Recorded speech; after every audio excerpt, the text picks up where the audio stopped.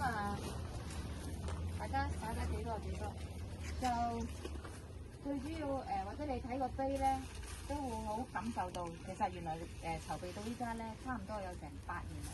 開工2019年，開工前有冇3年左右咧籌備咗買地、建築嘅設計啊，同埋亦都係同恩師一齊去開會點樣去做。咁當然咧，其實即係都係自己嘅心思去做啦。咁點解咧有得解俾大家聽？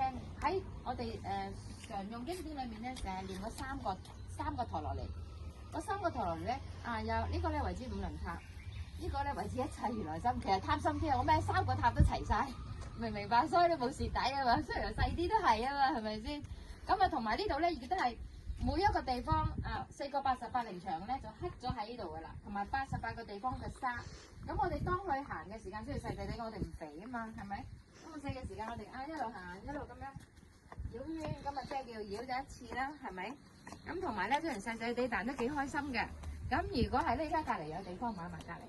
咁開頭我諗呢度整張凳喺度坐啦，即係整喺度坐，然之後睇下書啊，或者係整個高野美君喺度咁樣嘅。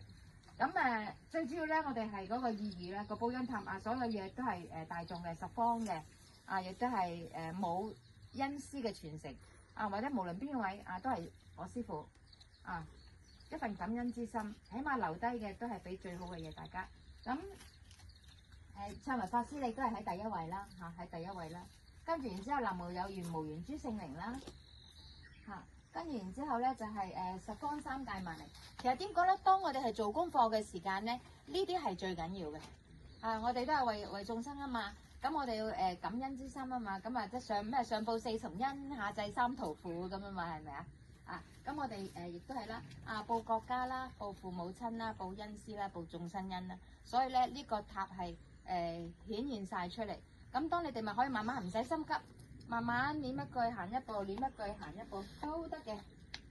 依家係完全唔趕時間㗎啦，可以做我哋可以做到盡量做嘅嘢咁咪逐粒砌靚佢又得，乜都得，唔緊要嘅。